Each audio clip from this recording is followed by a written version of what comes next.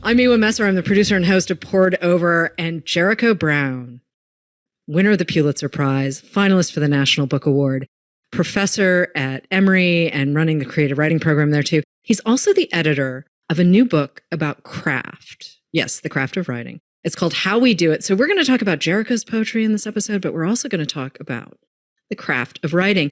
And you did this in conjunction with the Hurston Wright Foundation. And I think there might be some folks who don't know the foundation, even though it's named for a couple of writers we all know and love. But I'm hoping, Jericho, you'll start there and we can just introduce everyone to the Hurston Wright Foundation. I'm happy to talk about the Hurston Wright Foundation. They don't employ me, but I do feel that I would not exist if that foundation did not exist. Thanks to Marita Golden, its founder. They have workshops, they have prizes, everything they can for people in Black literature, and they keep their thumb on the pulse of what's going on in African-American literature in particular. And they find ways to help train and reward those who are doing what they do, who know how we do it, I would like to say. And I really appreciate them. When I was a very young person, I had a workshop with them for a week in Washington, D.C. And it was one of the best experiences of my life. I went and I studied with Nikki Giovanni. We were young people living in the dorms at Howard University. And what I remember most, I hope I don't start crying, we just started. But what I remember most about that workshop is that's where I met my very good friend, Camila Aisha Moon, the wonderful poet. Miss Moon, as we like to call her. She became my friend, and she was my friend then all the way to the end of her life very recently. And I'm always so happy to say that in this world of writers, there is community.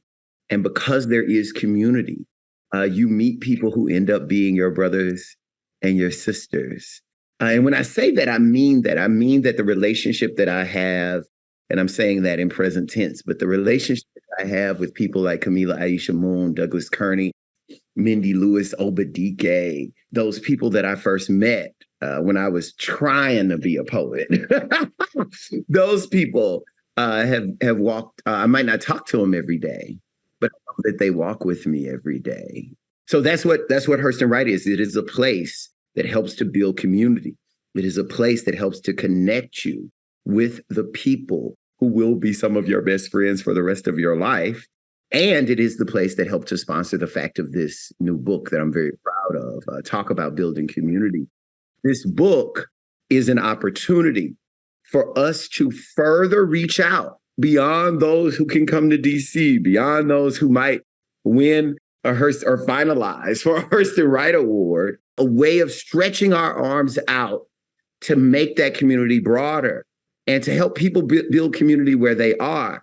I have found that people who have this book are finding one another and having discussions about this book and finding ways to create writing groups together, finding ways to hold one another accountable for their writing. And what I really love about what this book has engendered in other people is that it's lit the fire for people to finally do things that they've always wanted to do. Mm-hmm. I've got emails from people who are applying to MFA and PhD programs who are, in their 30s, 40s, and 50s.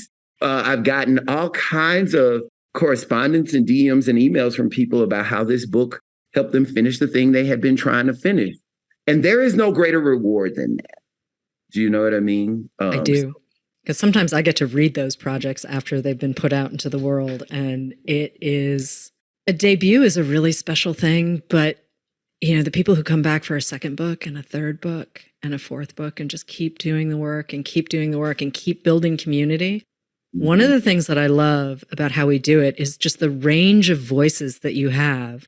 You went back, you found an old interview with Ernest Gaines that's in here. There's a newer piece with Barry Jenkins and Morgan Jerkins that I love. There's an essay from Jacqueline Woodson and something from T.R.A. Jones. I mean, you run the gamut. There's really terrific piece from Rita Dove. When did you sit down and figure out what this was going to feel like? Because this is a craft book, yes, but it's not quite here are the rules. It's not this is what you should, it's more this is my experience, this is what I believe, this is where I want to see what you can do with a piece of information I've given you. Yeah, when Hurston Wright and Howard University, who's also a partner in this, contacted me, they asked me if I would be interested in doing this and the level at which I would be interested. I told them, you're not going to put a book together and then put my name on it. I don't know what you're going to do. I don't know what decisions you're going to make. So if I'm going to be in it, I'm going to be very deep in it. And I was happy to have their administrative care as I was deciding what this book would be about. But I think I scared them to death because what we did was we put together a list of names. I said, let's reach out to these people and see if they have an essay. Let's see if they have something lying around or something they are willing to write. And when they reached out, they said, but what about structure? What about form? How do we know who to ask what for? And I said, you got to trust me. You have to trust that Black writing is so diverse that when you reach out to Black writers, you will get back submissions that are diverse. And I believe that about Black writing. I believe that it is not the way we stereotype it, that it is about everything and by Black people, showing you that Black people are about everything. Do you know what I mean? I do. Once we got the pieces back, that's when I began envisioning what the book would look like. I organized this book the same way I write my poems, stresses my students out. Wait, what do you mean it stresses your students out?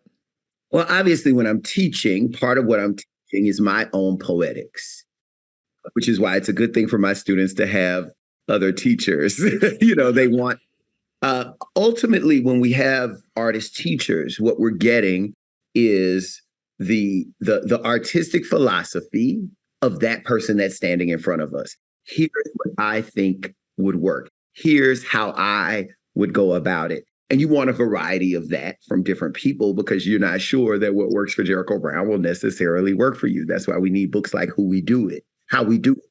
We need How We Do It because then you get that variety. Do you understand what I mean? I do. And when I'm writing my poems, I think if I got 7 good lines, I don't care if I wrote all 7 of them in 7 different years. If I have 7 good lines, I should be able to put those 7 good lines on the same sheet of paper and then work toward making that a poem. Do you see what I mean? Yes. And that stresses my students out. Okay. Yes. Yes, as a student, I could see that. Wait a minute. What do you mean I'm supposed to give it years and just let the work shape the work? Yeah, I can. Yes. But I can see that. Really believe that our writing, I believe this about every genre, but I definitely believe it about poetry, that poetry is at its best when it comes from your subconscious. How do you get at your subconscious? You got to let it go. Mm-hmm. You can't try to hammer it down. You can't try to push it. You got to have the dream. Do you know what I mean? Your subconscious arrives only in your dreams. And poetry is your dream knowledge. You know what I mean? And so part of what I do when I write my poems is I look at what things I've said over a course of time and what they have in common. And I notice, I have these 17 snippets about my mom. And I put those 17 snippets about my mom that I've written over the last 4 years on a Microsoft Word document. And I start moving stuff around and I end up with a poem about my mom that I did not expect to write, as opposed to sitting down and saying, and now I'm going to write about my mom, in which case I end up with a Hallmark card. I don't end up with a poem about my mom. If you sit down with intentions, then you end up trying to write a speech. You already know what you got to say. Right. But if you sit down with snippets from here, fragments from there, and you try to put these things together, you can allow the text to speak to you and tell you what it is you have to say. So that's been my way of going about things. And it's definitely how I went about organizing this book. When I got that piece from Rita Dove, who you mentioned, I understood that piece was going to be a kind of guiding principle for the other pieces that are like it and that they would go in the same section. Now, obviously, in my mind, I'm thinking about things like form. I'm thinking about things like voice. I'm thinking about tone. I'm thinking about characterization. I'm thinking about all of these things that you learn. But I don't want to get at that in that way because you've already seen that in every other craft book you've ever read. Right. I really wanted essays ultimately that are about the life of the writer and how those things, how craft and form and characterization and tone and metaphor, how all of those things actually amount to what we are juggling in our heads all day, every day, as we tuck our kids in for bed at night, as we're looking at avocados in the grocery store. And so really I believe that the spirit of this book is not so much, oh, how do I write this? How do I make a metaphor? It's how do I understand metaphor while I'm driving in traffic? How do I understand metaphor while I'm cussing out the guy in front of me who won't turn? Do you know what because that's really what it's about. It's about, if you live the life of the writer, you will end up with writing. Natasha Trethewey and Angela Flournoy both have standout essays. I mean, all of the pieces. Ralph Eubanks, I mean, there's so much rich work in how we do it. But Trethewey and Flournoy's pieces specifically, I mean, Angela's wrestling with grief and pulls in Virginia Woolf into The Lighthouse and language and how we absorb that. And Natasha is going over some of what she's talked about, certainly in her memoir and whatnot, but how metaphor for her started really early. And this is how she ultimately becomes, I mean, she would argue that it's partially how she became a poet, right? Is the love of metaphor and the understanding of metaphor came first. And both of those pieces, to me, make poetry feel a little more accessible. Mm-hmm. And I think that's really, and Angela obviously writes prose and Natasha goes back and forth between poetry and prose, but especially with poetry, there is this sort of presumption that you need a degree or you must understand. And I was taught, Thanatopsis as a teenager, and it was not for me. And it took me a while to come to poetry in a different way because I didn't know who was doing the interesting work. It was being taught to me in a very specific way. And I was like, this is not for me. Mm-hmm. This is not for me. But as an adult, I cannot get enough of it. I mean, the amount of time that I got to spend with Dwayne Betts and Terrence Hayes and Your Backlist and, Rita Dove's collected poems, all of these things, Tracy K. Smith. I mean, you get to really sit with this really rich work. And now that I've read the essays and how we do it, I'm also seeing their work slightly differently because I have a little bit of different insight. And I'm hoping we could start with musicality because that's something that has shot through your work as well, your early work. And it's something that many of the writers started. I mean, you put it at the front of the book for a reason, right? Musical rhetoric, musicality. And how did you know that was what you want? Was it the essays that told you that's what you wanted? Or was it just, we have to start with the language, we have to start with the cadence, we have to start with how we tell story? I knew when I read, can I read you a passage? Is that yes, okay? Please. I read this essay, which I think is so beautiful, by Daniel Black, Rhythm in Writing. It's the very first essay in the book. I love Daniel's writing. He has a brand new book of essays called Black on Black, which I think is a brilliant title considering the fact that his name is Daniel Black. Mm-hmm. And when I read this, I understood, okay, here's a section. I'll read you what I'm talking about here. Uh-huh. Some Black writers are known for it. Morrison comes to mind, as do John Edgar Wyman and Sonia Sanchez. Indeed, the 1960s Black arts writers germinated in a time and space where the aesthetic emphasis centered around Black pathos. In other words, these writers meant to translate the beauty of Black idiomatic expression into literary artistic production. And this is the creative achievement contemporary Black writers inherit. However, mimicking it is another story. Mm-hmm. It seems the first secret is in the consciousness of word choice. Check out this sentence. After sunset, Willie Joe and Bessie went to the bedroom and made love. This sentence is okay, but it doesn't carry the rhythm of Black existence. It doesn't show or celebrate the way in which Black folks had to make space for love when the entirety of their existence was subsumed in survival. But this sentence does. After the sun went down, Willie Joe and Bessie made their way to the bedroom and did what they could do. The difference here is several things. First, sunset is what sun does every day. There is nothing particular about it. The sun going down, however, is Black people's hope for a moment of rest. It's the time of day when they get to breathe for a minute. Then, exchanging went to the bedroom for made their way makes all the difference in terms of the rhythm of movement. Made their way implies struggle and difficulty, but it also implies desire and intentionality. It means they wouldn't be denied. And finally, did what they could do, does all the work to demonstrate the beauty of Black intimacy within the limitations of bondage and restraint. Writers are often taught, and rightly so, the craft of language economy, the use of as few words as possible to convey a point. And generally, this makes for a smoother style and less laborious text. However, sometimes, in order to establish a Black rhythmic pulse in written discourse, one needs more words, more instruments with which to play the symphonic complexity of Black life. Now, let me say this. That's beautiful. I think that's really great. And obviously, see how that turns out to be something perfect for this book and for readers to have, for people who want to write to have. But you said a thing, or part of the reason why I wanted to read that is something you said. You talked about how there's a stereotype about poetry. And that stereotype is that you have to have 17 degrees. And that is a stereotype. There's this other stereotype where you got to be a monk. Like, you got to be wise and you have to have a white beard. And then there's another stereotype. You have to be a white girl who has a nose ring and only wears black. Do you know what I'm saying? Yeah, I do. And then there's another stereotype.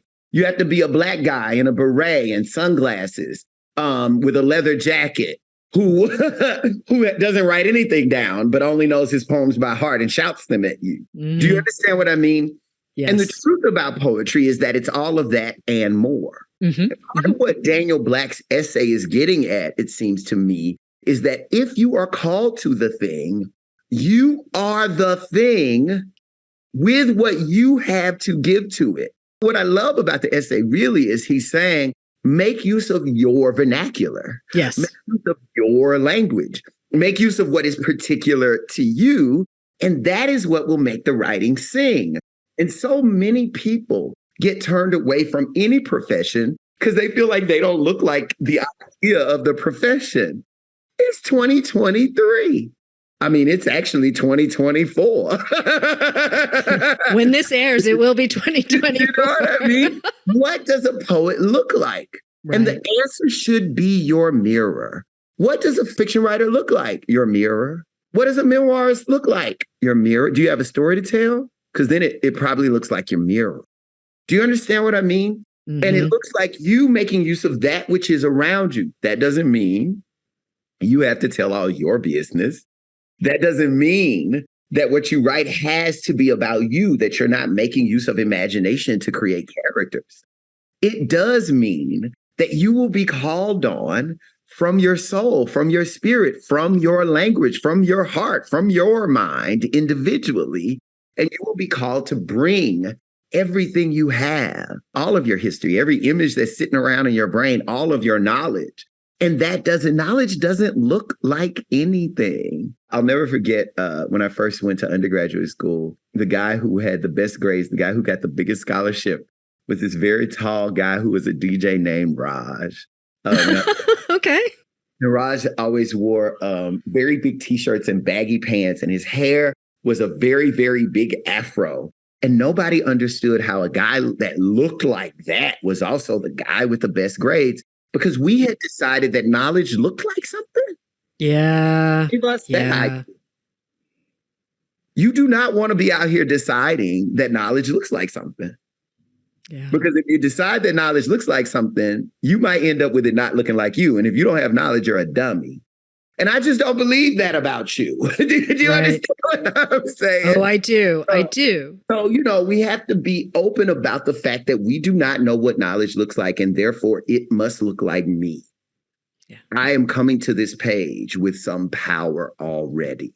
And that's what this book is about. And that's what we mean, you and I, as we are talking, Miwa. That's what we mean about the fact that the book is about life. How do you live the life of a writer? And how do you hold the door open for yourself?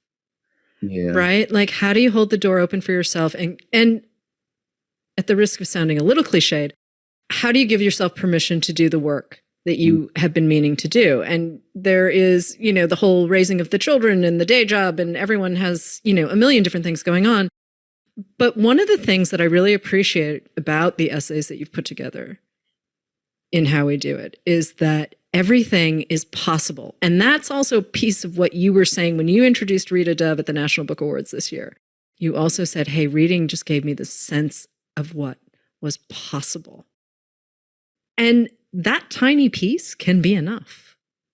Or maybe you just read the book multiple times, build a community, and then 10 years from now, you do something. All we're saying is there's opportunity. Yeah, right? well, and not just that. I mean, this is, obviously, I want to sell my book on this show. Yeah.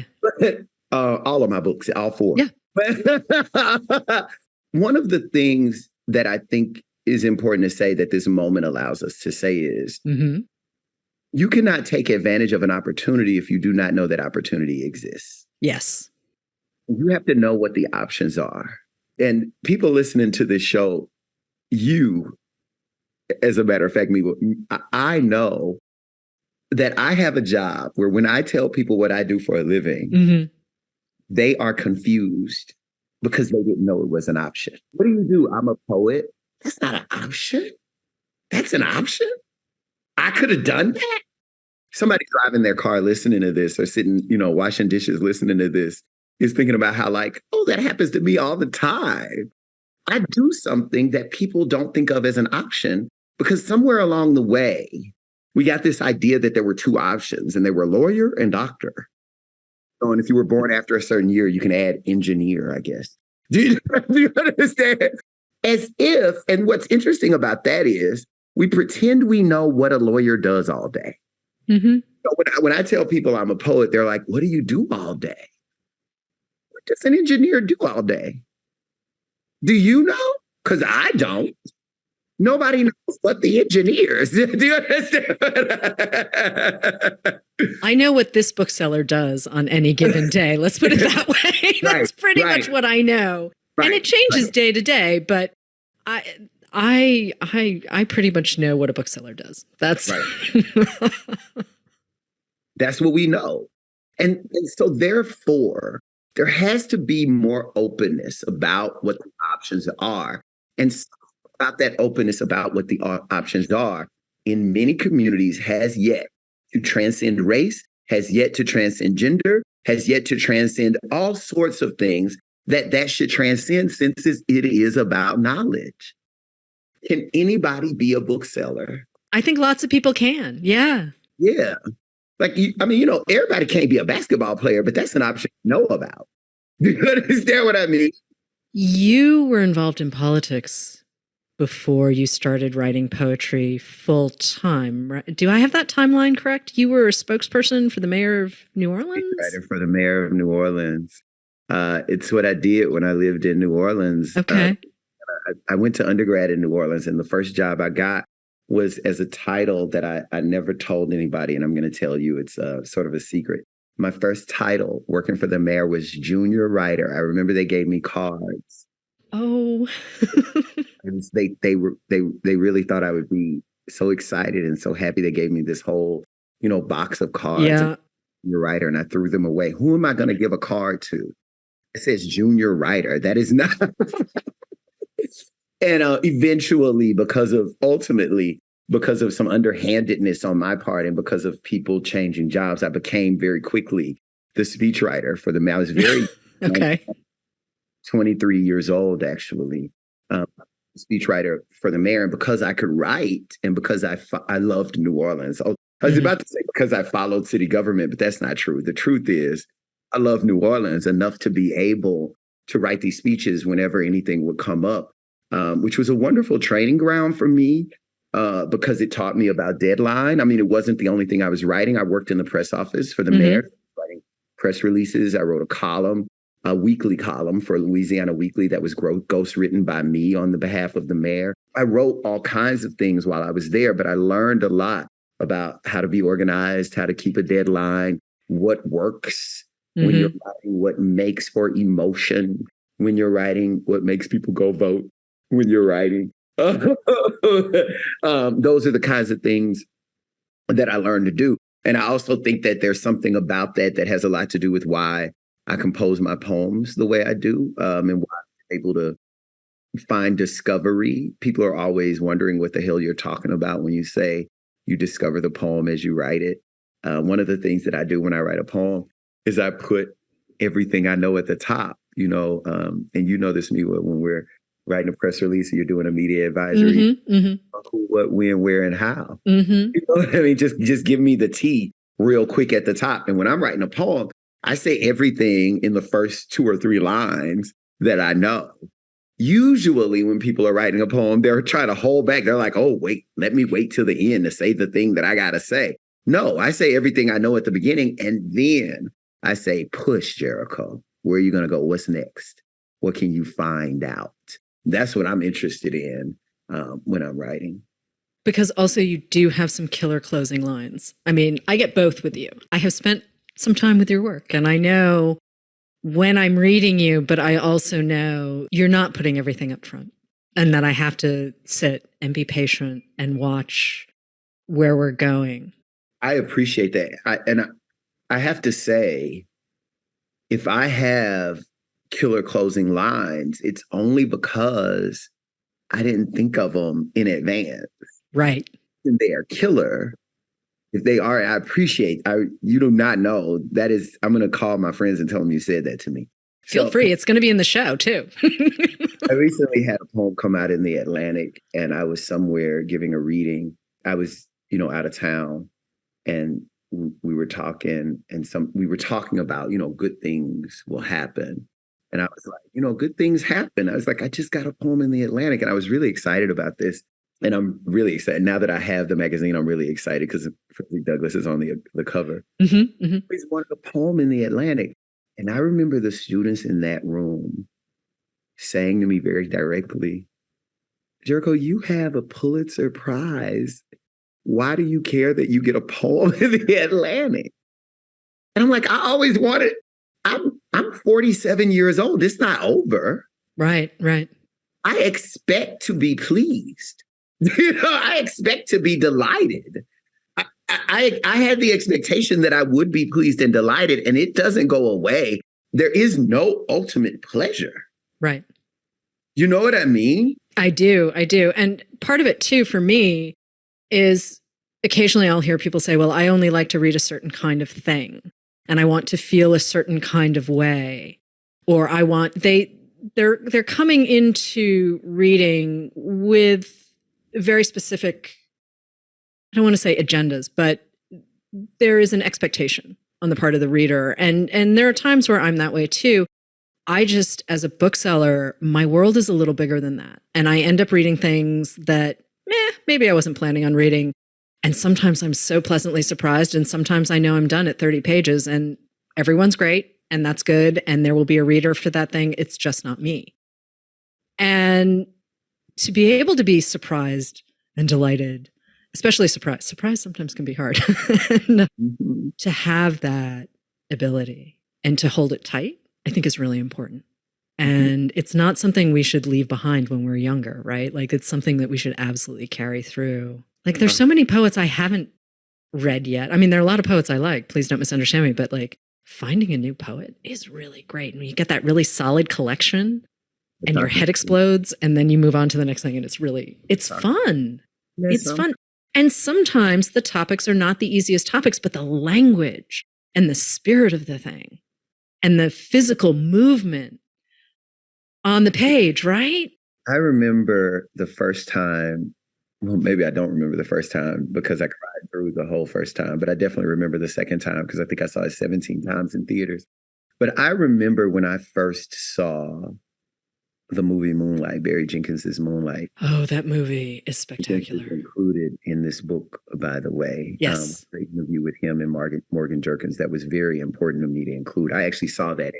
It happened live in front of me. Oh, good. Okay. I saw it while I used to be the poetry editor for the Believer magazine. That was having their festival. And during their festival, that was one of the events. So years later, here's this opportunity for me to put this book together. And of course, one of the first things I think about is this conversation I saw with Barry Jenkins and Morgan Jerkins, which you learn a lot from about how to make a film. Really, what I learned from that movie Moonlight was that it was not over. There would be a new way for me to I think about this the first time I saw Parasite. It's like, oh, a movie can do that? Yep. When I saw Moonlight, I was like, oh, this can happen? You know, my favorite films, once you have your favorite films, you turn 40, you think that's your favorite film. Right. For the rest of your life. But experience, man, is something else. There will always be something to expand the thing you think you know everything about. And the first time I saw Parasite, I was so caught up in just my excitement about the movie. I mean, the storytelling was fantastic. The visuals were great. I was just blown away. The second time I saw it, I was overwhelmed by grief. Yeah. Talk about that. And to really walk into and I saw it in the big screen twice because I was just sort of testing a theory I had. And my response the second time really surprised me. And it's not just because I knew the beats of the story. It's because I was able to sit with what the story is actually about. Yeah. Yeah. And that pain and that poverty. Yeah. And the expectation of moving up class-wise, right? And survival and all of it. It was just, I mean, sure, you get the laughs and the sort of snappy dialogue and everything else, but at the same time, underneath it all is this undercurrent of sorrow. Gorgeous, man. It's amazing. Have you seen American Fiction yet? I have not yet, but I think I need to make that happen for myself. Maybe somebody listening to this will take me to a movie. Maybe they'll take me to see American Fiction. We'll see. It's so good. Because pleasure's not over. So I can still have a great date. I highly recommend that. I have not had my best date yet. See, there's so much to look forward to. There's so much to look forward to. When you were putting together How We Do It, though, did you find that your own process was changing a little bit or being influenced by what you were reading? Because you're sitting pretty tightly with this work. And that Barry Jenkins interview with Morgan Jerkins is really terrific. It is so good, that piece. But did you find anything sort of seeping in to your thinking? Yeah. I mean, it's actually difficult for me to narrow that down. Okay. Honest with you, I would have a list of examples so long. Afam Michael Weaver is in this book. One of the things that he talks about is the making of the bop, a form that he invented. By the time I was putting this book together, I had already invented a form. But because of what he was saying about it, I was like, I need to go write some more duplexes with this in mind. So I really did make more poems. Yeah. Okay. Because of this book, and because of my reading of this book and how people are talking about how you get things done. I really, in particular, love the pieces by T.R.E. Jones and Tanya. Yes. Part of the reason why I love those pieces in particular is that they are daily. The way they're written is, on Monday, I did this and thought about that. On Tuesday, I did this and thought about that. On Wednesday, I saw my mom, so I did this. And that made me think about that. It made me very conscious of my life and how my life is a life of a writer. And I can attune that life even further. Things such that, my life is really organized around the fact that I have to get writing done. And I think the other thing about those two pieces in particular, and definitely that piece from Rita Dove, is the idea that anytime I get writing done is time I get writing done, even if it's 10 minutes. People need to know this, and I'm so happy to be on this particular podcast because I think there are people who need to remember or either be reminded of or learn this one thing that I have to say. Okay. All writing is exercise. One of my teachers, who I had a very interesting love-hate relationship with, one of my teachers, his name was Tony Hoagland. He used to say all writing is muscular. And by that, what he meant was all writing is exercise. Even when you're done with a poem, you're practicing finishing a poem. Mm-hmm, mm-hmm. So since it's all exercise, when you go in the gym, you don't expect to pick up the 50-pound weight if you've never picked up the 30-pound weight. Do you see what I mean? You don't expect to pick up the 30-pound weight if you've never picked up the 20-pound weight. Your expectation is, I'm not there yet. You also don't expect to go to the gym for the first time and walk out of the gym fine. You do not think, now I'm going to be wearing stuff where I just show all of my body because I think I'm so fine. If you didn't think you were fine before you went in that gym, you're not going to suddenly think it when you come out. Now, you probably were fine, but you didn't think it. Do you know what I mean? And so my idea about writing is, even if you write, and this is sort of maybe my challenge, it's definitely my challenge to my students, and we can make it my challenge to your listeners. If you find a way to write every day for 10 minutes, mm-hmm. if you try the morning instead of the night, because if you do the night, then you'll go to sleep without doing it. But if you find, I mean a literal timer where you say whatever it is that you have to say for 10 minutes on a piece of paper. Don't try to make a poem. Don't try to write a story. Just write for 10 minutes. If for those 10 minutes you are working on a poem, if for those 10 minutes you are working on a novel, 10 will do it. If you do 10 minutes for 30 days, it is my promise to you that you will find 15. You will find 30. Mm-hmm. Mm-hmm. Before you know it, be writing every day like I do for 2 hours. Right. Do you know what I'm saying? When I feel like if I can give a film, I love movies. If I can give a movie 2 hours of my life, I can give myself 2 hours of my life. It's really important that we remember how good we are. We're actually people think we're horrible. We're so good. When it's time for us to pick up our kids from daycare, we're there. Mm-hmm. It's time for us to be at a doctor's appointment. We're 10 minutes late, but we're there. When it's time to go to work at our job, whether we love our job or not, here we are. I'm at work. Where's my paycheck? Do you understand what I'm saying? How is it that we can show up for everyone else and for everything else, but we do not want to show up for ourselves? What's wrong with me? What's wrong with us? And I'm here to tell you absolutely nothing is wrong with you. You are as important as all of those other appointments. You are as important. I was telling you just now, before we started recording, I was telling you how, I have somehow become a person who is a part of organizations where this time of year is a series of toy drives, food drives, like it's all kind of Sunday drives, long drives, short drives. I'm just always on a drive. Do you know what I mean? And I don't miss any of that. When I show up to somebody's house for a party during this season, you know what I have with me? A bottle of wine. Right. Because that's what you do when you show up to somebody's house. Where's my bottle of wine for me? When do I show up for Jericho Brown? And this is the question. Like, if you want to write, that's the question you have to ask yourself. You have to say, when am I going to be able to put myself first? What's wrong with me? Why have I decided that these things are more important than me? And then the reason you got to answer that question is because the answer is they're not more important. Mm-hmm. You're actually the most important person in your life. That's very hard. And that's difficult. I hate saying that because, now we get into controversy. And we get into controversy because people have kids. And people feel like my child is the most important person in my life. And you're welcome to that. But your child is going to move out of your house. Well, and I'm thinking of all of the children of poets from the 60s and 70s who have had lots to say about that experience. Mm-hmm. Mm-hmm. You and I can let people decide on that front on their own. I think it's more important. But part of my question for you, though, is when did you give yourself permission to pursue writing full time and not?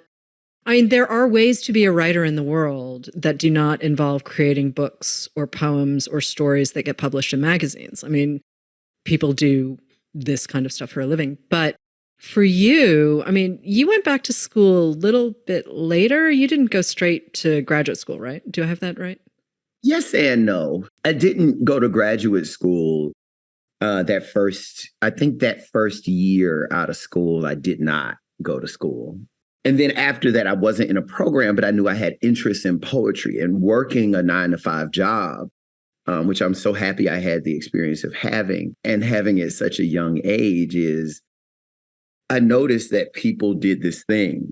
My parents weren't these people, but people did this thing, which I thought was amazing. People would leave work and they would go to yoga.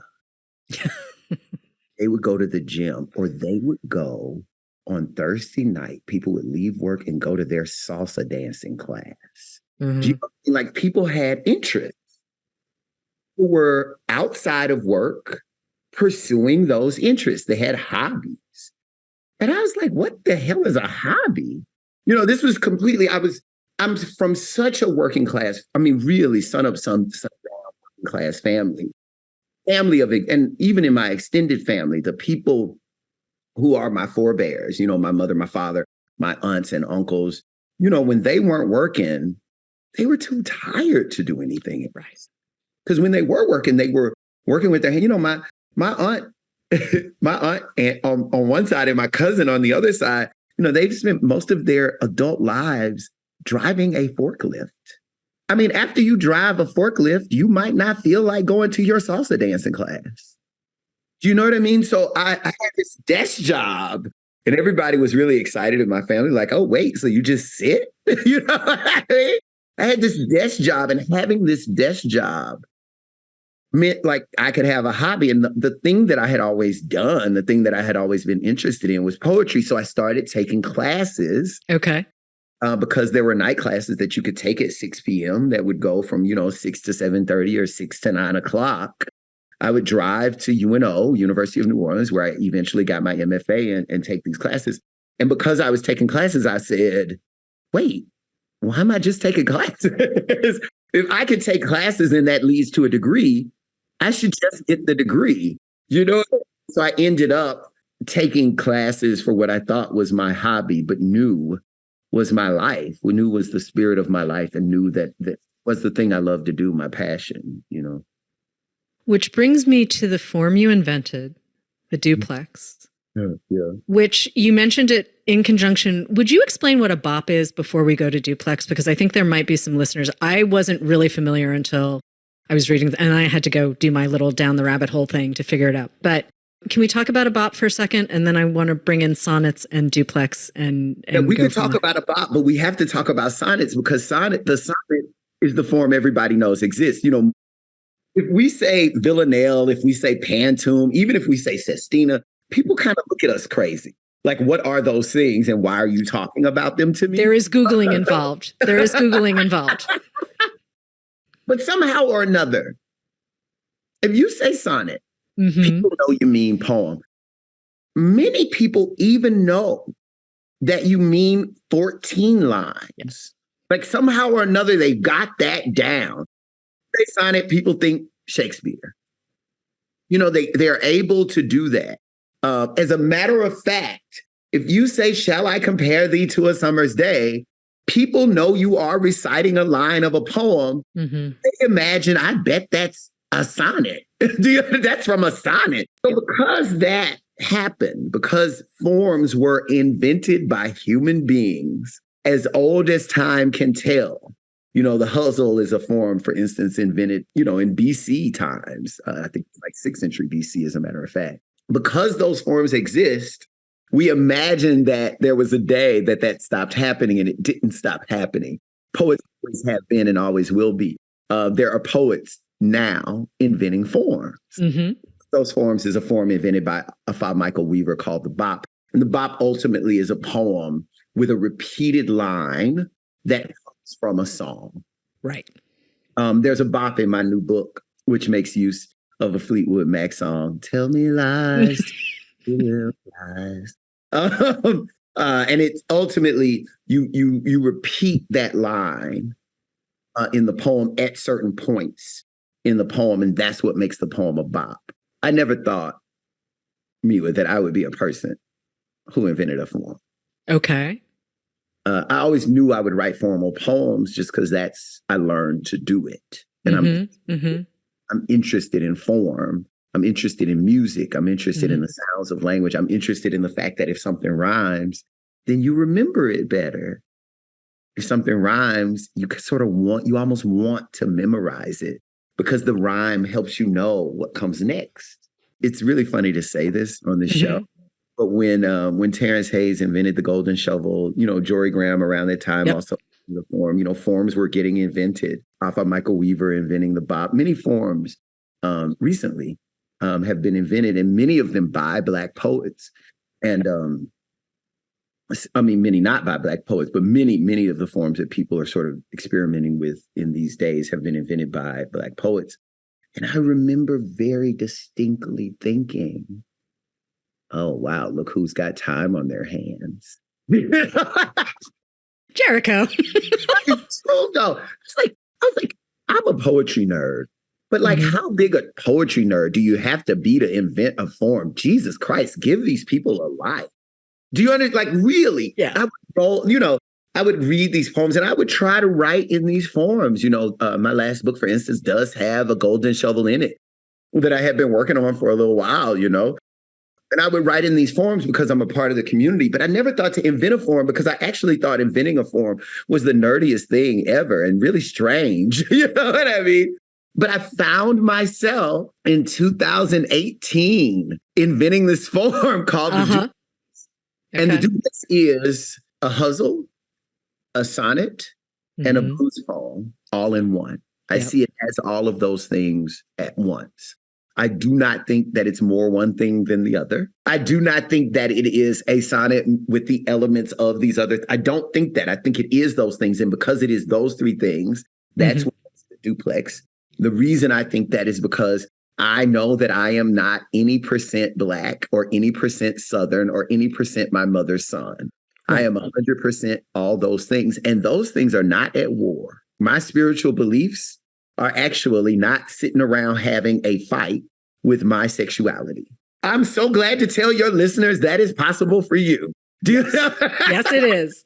You know what I'm saying? You can have both, and you can have them 100%. Right? And I wanted to make a poem that was 100% what people think of me. When I meet people, I seem to them a bit of a mutt. I'm sort of a mystery. How is this? I remember the first time at one point when I was in San Diego, I was in a group of friends, and one of my friends said, blah, blah, blah, blah, blah, blah, Dr. Brown. And another friend said, why'd you call him doctor? And my other friend said, oh, he has a PhD. And the other friend said, no, he doesn't. What? They couldn't fathom it. They couldn't put it together. How would I have a PhD? They had probably just played cards with me. If you play spades with me, I don't seem like a person with a PhD, I think. Oh, okay. That is good to know. That is good to know. But again, ultimately, this turns out to be the theme of our show today, right? Knowledge looks like us. Knowledge looks like the mirror. And so I wanted to make a form that showed all of these facets of form all at once. I had been thinking about this in my head, but not thinking of it as a form. I had been thinking, I read this book by Nikki Finney, and the epigraph to the book was "Repetition is Holy," which is a quote from A.J. Verdale. And I was like, oh, that's so beautiful. It really spoke to me because I believe that. It was just so beautiful to hear that made into a sentence, articulated that way. And I thought, oh, I wonder if I could make a poem that is only repetition. And that had been in my mind probably for about 10 years, Miwa. You know what I'm saying? Like, if I could make a poem that's just repetition. And I wonder if and that's what poets, in case you want to know what poets are doing. Poets are in the grocery store looking at bananas, but they're looking at bananas thinking, maybe I should end with an abstraction. Do you know what I'm saying? Maybe it's a good idea for me to put a list right there because we're holding our poems in our head. We're writing them throughout the day as we move around, And so can I have a poem that's repetition only? Repetition, though, it is how we learn, right? Like the act of, as you're studying poetry, right, you are looking at the work that's come before you and challenging yourself or challenging your students in this case, at this point, saying, I've seen what's come before. I'm going to see if I can do that form. Yeah. And if Yeah. that form ultimately doesn't work for me, I'm just going to make a new form entirely. Right. Right. It's a living thing. Poetry is a living thing. Writing an essay is an essay is a living thing, a short story. And not all of these things have their own form of life. And with that comes community. I mean, all of the things you've been talking about in this episode all come back to the fact that you're so grounded in community. Yeah. Well, I hope so. Yeah. And making community. And this book is a piece of that, though. I'm so happy to know that readers are coming to it and picking it up and making their own community wherever they might be. I think that's hugely important. Different forms call out to different people, too. Talk about the sonnet, but my friend Sean Hill, the poet Sean Hill, he's been writing villanelles his entire life. And for whatever reason, he can't get enough of villanelles. My friend Tracy K. Smith, the poet Tracy K. Smith, I've sat next to her while she's done it. Tracy K. Smith will spit out a sestina. She thinks writing a sestina is easy. She thinks it's nothing to do. Can I read you a duplex? I'll show you. Yes, please. I would really, I think folks need to hear this, but I'm having a moment where she can spit. I mean, we know Tracy K. Smith is brilliant, but spitting out a sestina. Tracy and I went to Cave Canem together, a workshop that was founded in, I think, 96 by Toy Derricotte and Cornelius Eady. Yep. When we were there together, you know, when you're there, it's a lot of fun, but it's work. Yeah. Write a poem every day that you are there. And when you write that poem, people don't understand. It's one thing to tell a person. I mean, that's difficult enough. I got to write a poem every day. Mm-hmm. After you write the poem every day, you have a workshop on that poem with people like Sonia Sanchez, Michael Harper, Harriet Mullen. Those were my teachers. Yep. I was at Cave Canem, you know, which is also not so easy, you know. Right. And they don't play with you. Do you know what I mean? They Yes. want you to be good at what you do. I'll read you a duplex. Please. Duplex. I begin with love, hoping to end there. I don't want to leave a messy corpse. I don't want to leave a messy corpse full of medicines that turn in the sun. Some of my medicines turn in the sun. Some of us don't need hell to be good. Those who need most need hell to be good. What are the symptoms of your sickness? Here is one symptom of my sickness. Men who love me are men who miss me. Men who leave me are men who miss me in the dream where I am an island. In the dream where I am an island, I grow green with hope. I'd like to end there. So there's that poem. I love that piece. I really, really love that piece. I know you're teaching and I know you do a lot of volunteer work and everything else, but we're having a moment. Philip B. Williams has a novel coming out in February called Ours. God. And I hope you are ready. Kavya Akbar has a novel coming in January called Martyr. Sophia Sinclair, that collection, Cannibal, is one of my favorites. And I was late to it. I will continue to own that. But her memoir, there's so many writers who have done really interesting, longer form prose pieces, let's call them. Might you be working? I mean, Natasha Trethewey has written memoirs and Tracy K. Smith has written memoirs. And I'm just wondering if maybe you might someday play with a new form. Oh, yeah, sure. Of course, I'm working on a screenplay. I'm working on something. Things will come out. You know, poetry is my first language. Poetry is hard to get away from. And sometimes when I'm working on other stuff, it's difficult. It's more difficult for me to concentrate on that stuff without getting distracted by a poem, quite honestly. And I think that stuff happens slower because I want the poems to happen faster. But it's going down. It'll happen. I just, I'm not sure what it'll look like just yet, but I'm looking forward to getting it done. I am looking forward to that. I always get excited when I see your byline somewhere, so I can be patient. I'll sit quietly until, well, relatively quietly. Some good, you know, I've had pieces in the New York Times. I have this piece about parades and about making love. All over the world, there are pieces of prose that I've written that people. There's this essay about Langston Hughes in this poem called Suicide's Note, which is one of my favorite poems that exists online. I'm thinking about putting those things together and writing some new stuff to make for a book of prose that will partially be memoir. And I'm looking forward to that. I'm doing some of if you saw what my workspace looks like, you would say, oh yeah, he's getting something done. Yeah. Oh, I don't doubt that you're doing I mean, I have a vague idea of what poets do, and I am pretty sure that well, we'll get something. When I finish whatever I finish in a different genre, you just have to have me back on the show. Oh, please, please, please, please. We can do this all the time. We can always do this. Jericho Brown, thank you so much for joining us on Poured Over. How We Do It is out now. And certainly, if you haven't read the tradition, if you haven't read the New Testament, well, add those to your TBR list too. Thanks again, Jericho.